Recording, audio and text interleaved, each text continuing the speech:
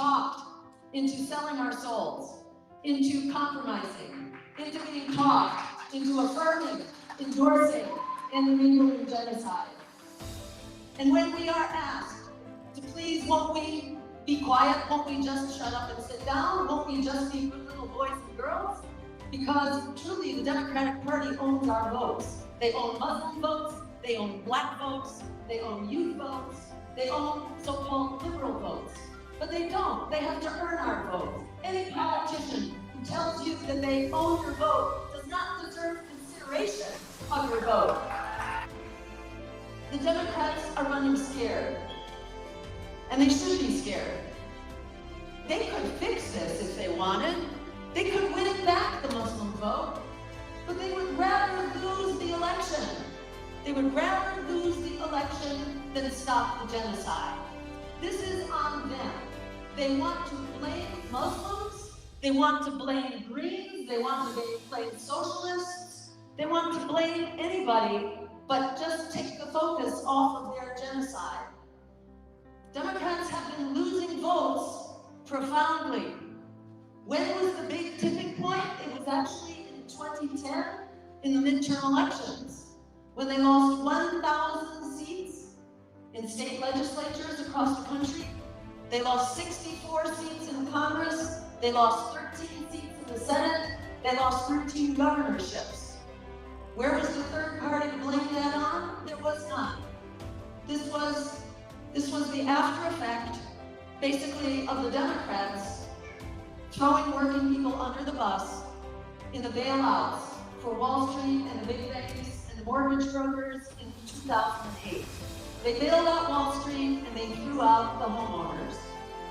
Instead of bailing out students and families who badly need a bailout, needed it then and need it now, very much against expressed public opinion, the two Democratic houses of Congress and the Obama Democratic White House, a trifecta of Democrats, decided to bail out Wall Street to the tune of trillions of dollars and allow millions of homeowners basically to be thrown out and lose their life savings. So the Democrats were punished. They didn't have any third party to blame it on. There was no spoiler mythology in 2010.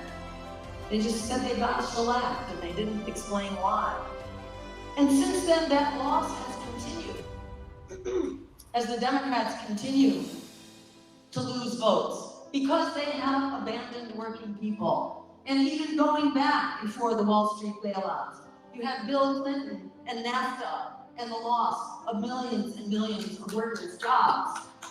So the Democrats have been throwing working people under the bus for decades, actually. They have no one to blame but themselves. This is why they cannot discuss the issues, because they are not standing up for their traditional base. As Joe Biden said in the 2020 race, he said that nothing will change. He reassured the Wall Street donors that nothing will change. And indeed, what changed? Well, the billionaires got even richer. They doubled and even tripled their wealth during COVID, while ordinary working people were pushed further and further into poverty. Child poverty rates have tripled, in fact, in the last 3 years. That data just came out. Over 60% of workers are living paycheck to paycheck. Some 87 million Americans do not have adequate health insurance. Some 18 million could not afford their pharmaceuticals. Some 8 million were pushed into poverty just trying to afford their health care alone. You have young people. According to polls now, 50% are saying they are hopeless about the future, and a quarter of young people are saying that they in fact have considered harming themselves in just the last 2 weeks before that poll. So this is not a world that is working for working people in this country.